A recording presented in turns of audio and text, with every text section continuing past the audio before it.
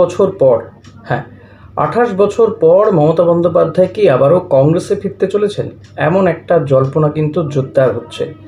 আজকেও মমতা বন্দ্যোপাধ্যায় হাত ছাড়লেন আরও একজন তৃণমূল নেত্রী, তৃণমূল সাংসদ, রাজ্যসভার তৃণমূল সাংসদ সুস্মিতা দেব, যিনি অসমের ব্যক্তি আদতে, কিন্তু তাকে এ রাজ্য থেকে পাঠানো হয়েছিল রাজ্যসভাতে। তিনিও রাজ্যসভার সাংসদ পদ থেকে পদত্যাগ করেছেন, এমনকি দলটাও ছেড়ে দিয়েছেন, এবং তিনি হেমন্ত বিশ্ব শর্মার সঙ্গে একান্তে কথাও বলেছেন। যদিও তিনি বলছেন যে তিনি অনেকদিন ধরেই হেমন্ত বিশ্ব শর্মা অর্থাৎ অসমের মুখ্যমন্ত্রীকে চেনেন, তাই তার সঙ্গে কথা বলতে গিয়েছিলেন, কিন্তু জল্পনা অন্য কিছু। আবার সায়নী ঘোষ, তাকে ঘিরেও জল্পনা ছড়িয়েছে যে তিনিও হয়তো এই বিদ্রোহীদের তালিকাতে নাম লেখাতে চলেছেন। মমতা বন্দ্যোপাধ্যায়, অভিষেক বন্দ্যোপাধ্যায়রা দিল্লিতে রয়েছেন। মমতা বন্দ্যোপাধ্যায় গতকালই সোনিয়া গান্ধীর বাড়িতে গিয়ে বৈঠক করেছেন। আজকে অভিষেক বন্দ্যোপাধ্যায় রাহুল গান্ধীর সঙ্গে বৈঠক করেছেন। ঘণ্টা দেড়েক আলোচনা হয়েছে বলে শোনা যাচ্ছে। গতকাল আমি লাইভ সেশনেও আপনাদের সাথে কথা বলতে গিয়ে এই প্রসঙ্গটা উঠেই ছিল। একজন দর্শক তিনিও বিষয়টি বলছিলেন, তখন কিছুটা আলোচনা করেছিলাম। এবং যতটা দিন যাচ্ছে ততই কিন্তু এই সম্ভাবনা যতটা না জোরালো হচ্ছে, তার থেকে জল্পনাটা অনেকটা জোরালো হচ্ছে যে মমতা বন্দ্যোপাধ্যায় হয়তো আবারও কংগ্রেসে ফিরে যেতে পারেন। কারণ তার এই মুহূর্তে হাতে আর কিছু নেই।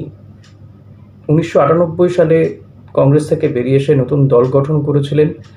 দল গঠনের প্রায় 10-11 বছরের মধ্যেই, মানে 98, 2011 সাল, 13 বছরের মধ্যেই ক্ষমতায় রাজ্যে 15 বছর শাসন করেছেন মমতা বন্দ্যোপাধ্যায়, মুখ্যমন্ত্রী ছিলেন।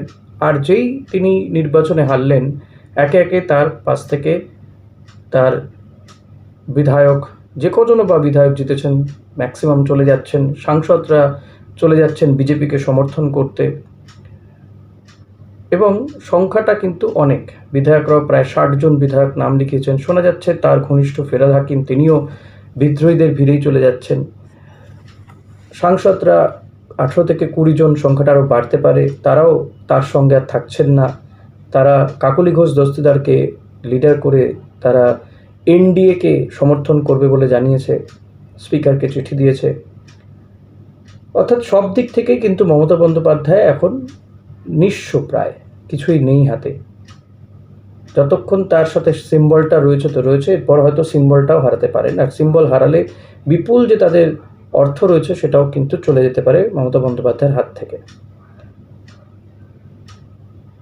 ফলত এমন পরিস্থিতিতে মমতা বন্দ্যোপাধ্যায় কী করবেন, আর তার এই দুর্দিনে তিনি পাশে পেয়েছেন সোনিয়া গান্ধী, রাহুল গান্ধীকে।